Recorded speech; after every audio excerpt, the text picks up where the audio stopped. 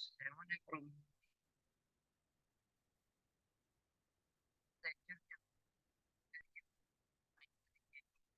और random variable की types है जैसा कि डिस्क्रीट वेरिएबल वेरिएबल, इनको भी हम डिस्कस करेंगे और इनकी एग्जांपल्स जो है उनको भी देखेंगे।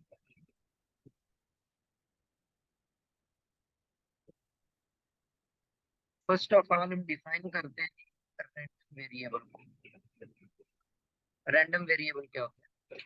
A variable whose value depend on the outcomes of a random experiment is called a random variable।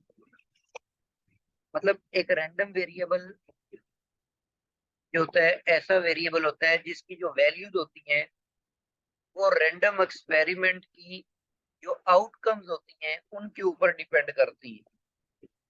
या फिर आप इसको यूं भी डिफाइन कर सकते हैं, a random variable is a real valued function x.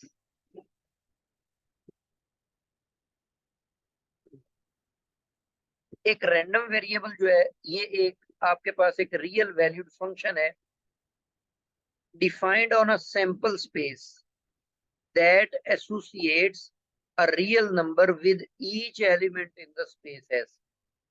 मतलब इस फंक्शन को आप सैंपल स्पेस एस से डिफाइन करते हैं सेट ऑफ रियल नंबर के ऊपर।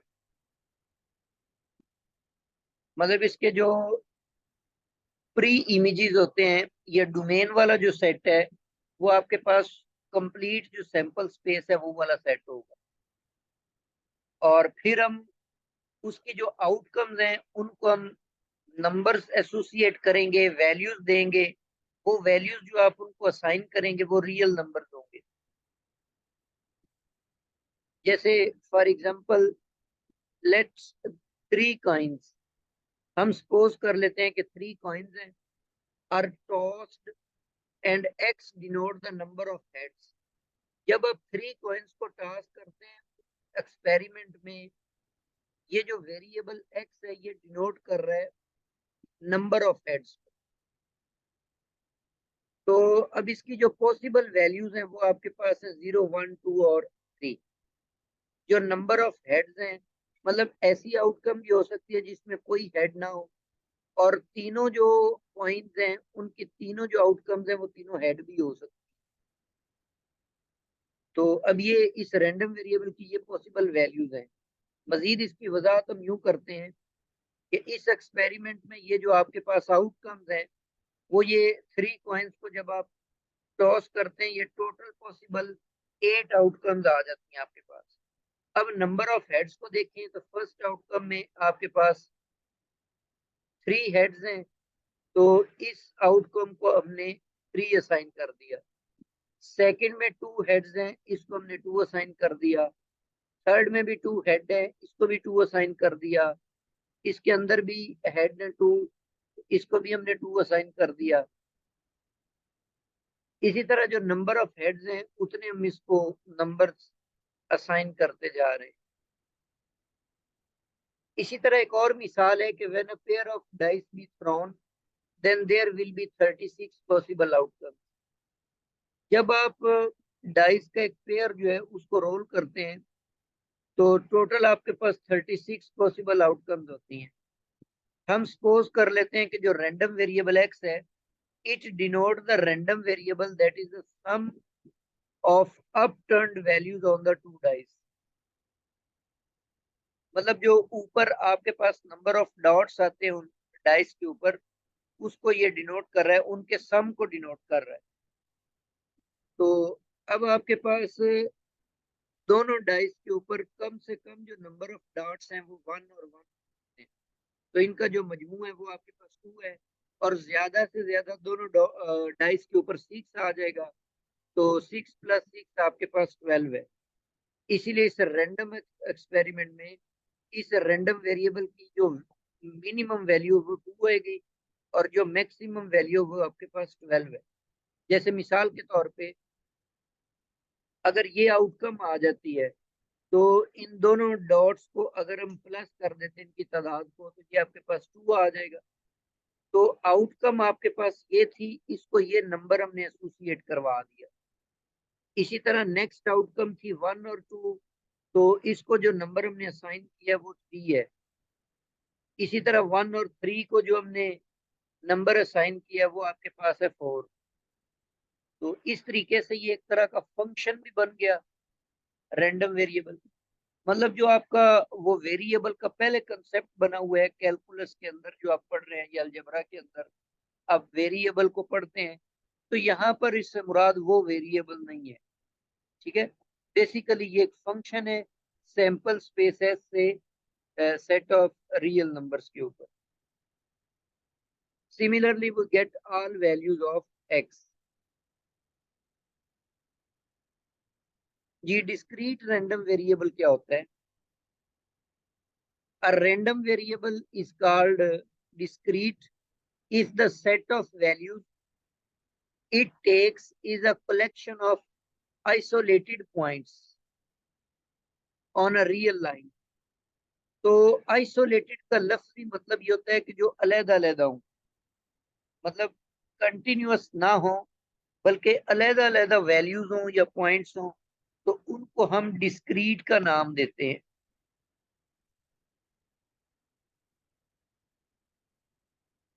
या फिर आप ये भी कह सकते हैं कि random variable X is said to be discrete random variable if it can assume values which are finite और काउंटेबल। मतलब या तो वो फाइनाइट वैल्यूज हो या फिर वो काउंटेबल हो। The sample space in this case is called discrete sample space. A discrete random variable almost always arises in connection with counting। मतलब जब हम चीजों को काउंट करते हैं ना, एक तो होता है मेजरमेंट करना, पैमाइश करना, एक होता है जस्ट काउंट करना 1 2 3 4। तो इसका मतलब है कि काउंटिंग में भी हम डिस्क्रीट जो वेरिएबल्स हैं यही इस्तेमाल करते हैं। मेजरमेंट में ऐसे नहीं होता। जब हम पैमाइश करते हैं, जैसे मिसाल के तौर पे हाइट्स आप देख रहे हैं, चीजों की हाइट्स ले रहे हैं, तो हाइट जो होती है वो कोई भी रियल नंबर हो सकता है, उसमें जंप नहीं अलाउड। मतलब कोई भी वैल्यू ले सकता है। तो हाइट जो है ये कंटिन्यूअस वेरिएबल है, ये डिस्क्रीट वेरिएबल नहीं है। For example, the number of heads obtaining in coin tossing experiments. मतलब जब हेड्स की तादाद है, 0 हेड हो सकता है, 1 हो सकते हैं, 2 हो सकते हैं, 3, लेकिन अगर मैं आपको कहूँ 2.5 हेड हो सकते हैं, तो ये तो पॉसिबल नहीं है। तो इसीलिए हेड्स की जो तादाद है वो डिस्क्रीट वेरिएबल है। Sum of dots in rolling 2 dice. तो इसी तरह जो डॉट्स की तादाद है वो भी आपके पास डिस्क्रीट वेरिएबल है, ये भी कंटिन्यूअस नहीं हो सकती। Similarly the number of bacteria in 1 cc of water, ये भी डिस्क्रीट रैंडम वेरिएबल है। नेक्स्ट आपके पास है continuous random variable. A random variable is called continuous if the set of values it takes is an interval on the number line। मतलब ये complete number होगा, उन values के दरमियान कोई गैप नहीं होगा, वो कंटिन्यूअस वैल्यूज होंगी। तो ऐसी जो अगर वैल्यूज इस तरह की कंटिन्यूअस, वो जो वेरिएबल है वो अगर इस तरह कंटिन्यूअस वैल्यूज ले रहा है तो फिर वो continuous random variable. So a continuous random variable is one whose values are obtained by measurement। उसमें काउंटिंग करते हैं, दोनों में फर्क देखें आप। डिस्क्रीट में काउंटिंग की मिसाल है और कंटिन्यूअस वेरिएबल में पैमाइश की मिसाल है, मेजरमेंट की मिसाल है। The sample space in this case is called continuous sample space। इसकी एग्जांपल्स देखें। Consider the experiment of measuring the height of students in a class। एक क्लास के अंदर जो स्टूडेंट्स हैं उनकी हाइट्स अगर आप मेजर करना चाहते हैं, तो अब ये हाइट्स जो है ना ये डिफरेंट होंगी, और ये कोई कंटिन्यूअस वैल्यूज ले सकती है। तो ये लाजमी नहीं कि ये डिस्क्रीट ही हो, हाइट की कोई भी वैल्यू हो सकती है, पॉइंट्स में भी आ सकती है, ठीक है। 1.1 मीटर भी हो सकता है, 1.2 मीटर भी हो सकता है, 1.11 भी हो सकता है। तो हाइट जो है ये कंटिन्यूअस नंबर्स जो है रियल लाइन के ऊपर वो लेती है। Similarly weights, temperature, distance and life periods, these all are examples of continuous random variable. Next आपके पास है distribution function. The distribution function f of x of a random variable x gives the probability of the event that x takes a value less than or equal to the specified value x. क्या मतलब है इसका? जब आपको कोई एक खास कीमत दी जाए, रैंडम वेरिएबल की एक स्पेशल वैल्यू दी जाए, उस वैल्यू से छोटी जितनी भी वैल्यूज होंगी उन तमाम के ऊपर जो प्रोबेबिलिटी है ये आपको डिस्ट्रीब्यूशन फंक्शन देता है। वो प्रोबेबिलिटी लेस देन और इक्वल टू स्पेसिफाइड वैल्यू, मतलब उस एक्स में जितनी भी स्मॉलर वैल्यूज हैं तो उनके ऊपर आप उसको देखेंगे। तो इसीलिए हम ये कह सकते हैं कि F of X is equal to probability on all the random variables which are less equal to x। तो डिस्क्रीट रैंडम वेरिएबल का तरीकेकार ये होगा कि आपने उस x तक की जो सबसे स्मॉलर वैल्यूज होंगी, उस x से जो छोटी वैल्यूज हैं उन तमाम की प्रोबेबिलिटी लेकर उसको सम करना होगा। और कंटिन्यूअस रैंडम वेरिएबल के लिए सुमेशन के बजाय आप इंटीग्रेशन का करेंगे। जी, नेगेटिव इन्फिनिटी की बात कर ले। नेगेटिव इन्फिनिटी बेसिकली एक्स की वो वैल्यू है जो स्मॉलर वैल्यू, लाजमी नहीं नेगेटिव इन्फिनिटी तक की जाए। तो नेगेटिव इन्फिनिटी पर इस फंक्शन की वैल्यू आप देखें या एम्प्टी सेट पर देखें, इन दोनों के ऊपर जो प्रोबेबिलिटी होगी वो 0। इसी तरह पॉजिटिव इन्फिनिटी पर और कंप्लीट जो आपके पास सैंपल स्पेस एक्स होगी उसके ऊपर अगर आप डिस्ट्रीब्यूशन फंक्शन की वैल्यू देखें तो वो आपके पास 1 होगी। अगर आप किसी इंटरवल के ऊपर प्रोबेबिलिटी निकालना चाहते हैं तो वो प्रोबेबिलिटी का तरीका कार ये होगा कि जो डिस्ट्रीब्यूशन फंक्शन है इसमें आप इंटरवल की जो सबसे बड़ी वैल्यू है बी, उस पर इसकी कीमत निकालेंगे और जो सबसे स्मॉलर वैल्यू है उस इंटरवल की, उस पर आप कीमत निकाल कर इन दोनों को माइनस कर देंगे। तो ये क्लोज्ड इंटरवल या लाजमी नहीं क्लोज्ड हो, ओपन भी हो सकता है, उन पर प्रोबेबिलिटी निकालने का ये तरीकेकार है। अच्छा, यहाँ पर एक और बात वेरी इंपॉर्टेंट है। चौथा पॉइंट है कि F of X is non decreasing function. ये भी बड़ा इंपॉर्टेंट कंसेप्ट है। मिसाल के तौर पर अगर आप सपोज कर लेते हैं कि ए जो नंबर है this is less than B, तो नॉन डिक्रीजिंग का मतलब ये होगा इंक्रीजिंग फंक्शन है या फिर कांस्टेंट फंक्शन है लेकिन डिक्रीजिंग नहीं है। तो अब ए अगर लेस देन बी है तो इस इंटरवल के ऊपर अगर आप प्रोबेबिलिटी फाइंड आउट करना चाहते हैं तो ये तरीकेकार बताया हुआ है कि A lesser equal to X होएगा यहाँ पर और लेसर इक्वल टू बी आ जाएगा। अब आपको पता है कि प्रोबेबिलिटी तो नेगेटिव होती ही नहीं, तो प्रोबेबिलिटी जो होती है ये हमेशा पॉजिटिव होती है या जीरो होती है।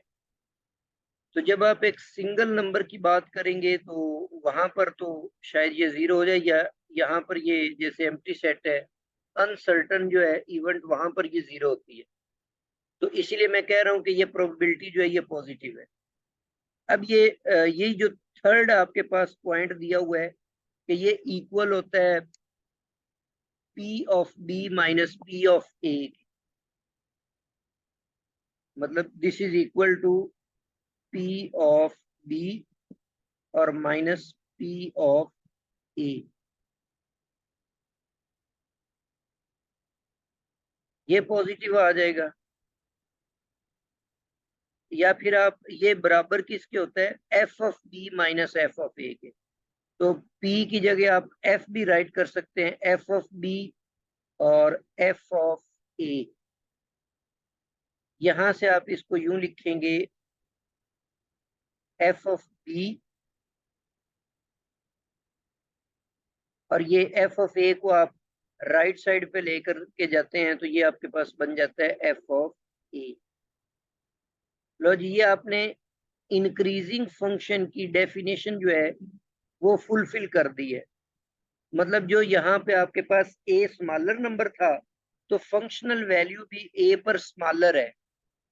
तो इसका मतलब है कि ये जो डिस्ट्रीब्यूशन फंक्शन होता है ये डिक्रीजिंग फंक्शन होता है, नॉन डिक्रीजिंग फंक्शन होता है। अच्छा, ये फिफ्थ पॉइंट है कि ये जो डिस्ट्रीब्यूशन फंक्शन है ये कंटिन्यूअस होता है, continuous on the right at each value of x. जो रैंडम वेरिएबल की कोई भी वैल्यू है उस पर ये कंप्लीटली कंटिन्यूअस नहीं होता, राइट कंटिन्यूअस जरूर होता है।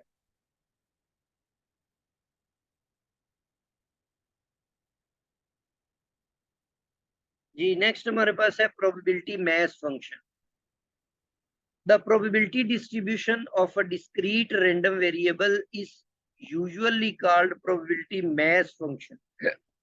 मतलब जो अभी पीछे हमने फंक्शन डिफाइन किया है प्रोबेबिलिटी डिस्ट्रीब्यूशन वाला, तो अगर आपके पास डिस्क्रीट रैंडम वेरिएबल होगा तो उस सूरत में उस फंक्शन को हम कहेंगे कि वो प्रोबेबिलिटी मैस फंक्शन है। इसकी प्रॉपर्टीज भी हैं कि ये एफ ऑफ एक्स जो होता है ये नॉन नेगेटिव होता है। एफ ऑफ एक्स की जो तमाम वैल्यूज हैं उन तमाम का जो सम होता है वो हमेशा 1 होता है। और एक सिंगल पॉइंट के ऊपर अगर आप फंक्शनल वैल्यू निकालेंगे तो बेसिकली उस सिंगल पॉइंट के ऊपर जो प्रोबेबिलिटी है उसके ये बराबर होता है। और चौथा जो है F of X is non decreasing function, ये तो हम पीछे बात कर चुके हैं। अच्छा, ये तो वही प्रॉपर्टीज आ गई जो आपने पीछे पढ़ी है अभी। अच्छा, एक एग्जांपल है हमारे पास कि चेक वेदर द फंक्शन, ये एक फंक्शन दिया हुआ है और इसको हमने चेक करना है कि क्या ये प्रोबेबिलिटी फंक्शन है। तो अभी ऊपर आपने ये सारी प्रॉपर्टीज पढ़ी हैं, तो उसमें एक प्रॉपर्टी ये भी है कि if it is probability function then summation of all values of function is equal to 1। तो अब आप यहाँ पर देखें, मैंने यहाँ पर जो वैल्यूज दी हुई हैं 1 2 3 4, इन x की इन वैल्यूज के लिए तो ये ऊपर वाला पोर्शन यूज करेंगे, बाकी तमाम वैल्यूज के लिए ये फंक्शन की वैल्यू होगी 0। तो इसीलिए मैं 1 पर वैल्यू लेता हूँ, 2 पर, 3 पर और 4 पर। तो फंक्शन के अंदर जहां पर x है वहां पर 1 पुट करें तो वो 2/14 बन जाएगा, 2 पुट करेंगे 3/14 आएगा, इसी तरह 4/14, 5/14। इनको आप सम अप कर लें एलसीएम लेकर तो रिजल्ट आपके पास 1 आएगा। तो ये बात तो दुरुस्त हो गई। तो इसी तरह एफ ऑफ एक्स जो है ये पॉजिटिव है, मतलब नॉन नेगेटिव है इन तमाम वैल्यूज के ऊपर जो हम इसके अंदर पुट कर रहे हैं। तो वहां से हमें पता चल रहा है कि ये नेगेटिव नहीं है। तो इसका मतलब ये हुआ कि एफ ऑफ एक्स जो है ये एक प्रोबेबिलिटी फंक्शन होगा।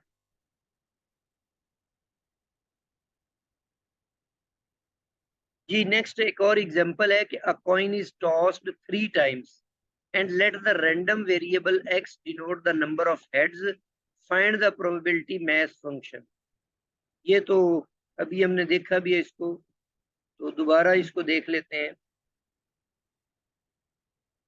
तो ये हमने प्रीवियस एग्जांपल में ये रैंडम वेरिएबल इसके साथ बना लिए थे। अब हमने क्या करना है, इसमें प्रोबेबिलिटी मैस फंक्शन फाइंड करना। तो उसका तरीका अभी मैंने पीछे आपको बताया कि जो भी पर्टिकुलर वैल्यू दी हुई है उससे पीछे जितनी भी प्रोबेबिलिटीज हैं उनको आपने सम अप करना होता है। तो अब यहाँ पर देखें रैंडम वेरिएबल की सारी जो कीमतें हैं वो ये वाली हैं, मतलब 0 हेड, 1 हेड, 2 हेड और 3 हेड। ये तो हम प्रीवियस एग्जाम्पल में समझ चुके हैं। अब जब हेड 0 होगा, हेड की तादाद 0 होगी, इसकी कितनी सारी प्रोबेबिलिटी है? तो यहाँ पर आप देखें कि सिर्फ एक ही आउटकम है कि आपको कोई हेड नहीं मिलेगा, तो इसीलिए इसकी प्रोबेबिलिटी इस आउटकम की बन जाएगी 1/8। अगर आप 1 हेड के अपेयर होने की प्रोबेबिलिटी देखें तो इस तरह की 3 आउटकम्स हैं जिनमें एक हेड आ रहा है, इसीलिए इसकी प्रोबेबिलिटी बन जाएगी 3/8। अच्छा, नेक्स्ट आपके पास है हेड्स की तादाद है 2, इसकी भी 3 आउटकम्स हैं, तो इसकी प्रोबेबिलिटी निकालेंगे 3/8 आएगा। और जिसमें तीनों हेड हैं वो एक और सिंगल आउटकम है, तो वो आपके पास 1/8 बन जाएगा। अब तरीका ये है कि जैसे आपने डिस्ट्रीब्यूशन फंक्शन बनाना है या मैथ फंक्शन कह ले इसको, तो पहली आउटकम तो एज इट इज आ जाएगी। दूसरी जो आउटकम है, मतलब आपने अब 1 तक इसकी जो जितनी भी प्रोबेबिलिटी है उसको जमा करना है, तो पीछे वाली दोनों प्रोबेबिलिटीज को ऐड करके तो ये 4/7 आ गया। इसी तरह 2 पर अगर आप देखें तो पिछली जितनी भी प्रोबेबिलिटीज हैं वो 2 तक आपने जमा करनी है, ऐड कर देना है, तो 1, 3 और 3, ये आपके पास 7/8 आ गया। अब इन तमाम प्रोबेबिलिटीज को जब आप जमा कर दें लास्ट वाले के लिए, तो इसका रिजल्ट जो है वो 1 आ जाएगा। तो ये एफ ऑफ एक्स आपके पास आ गया, प्रोबेबिलिटी फंक्शन आ गया आपके पास।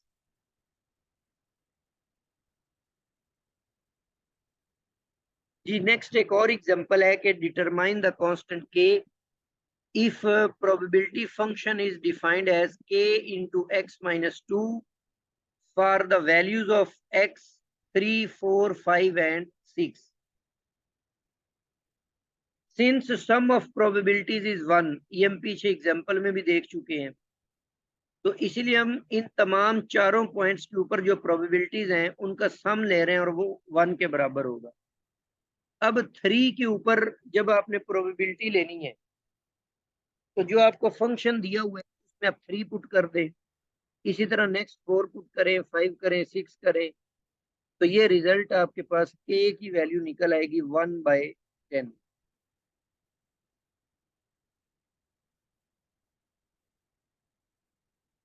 जी, यहाँ तक हमारा आज का लेक्चर जो है ये कंप्लीट हो गया है। इसमें हमने random variable, distribution function, random variable की टाइप्स को स्टडी किया है। नेक्स्ट लेक्चर में फर्दर इसकी कुछ एग्जांपल्स देखेंगे। तो इसमें से अगर आप कुछ पूछना चाहते हैं तो पूछ सकते हैं। अनम्यूट में कर देता हूँ।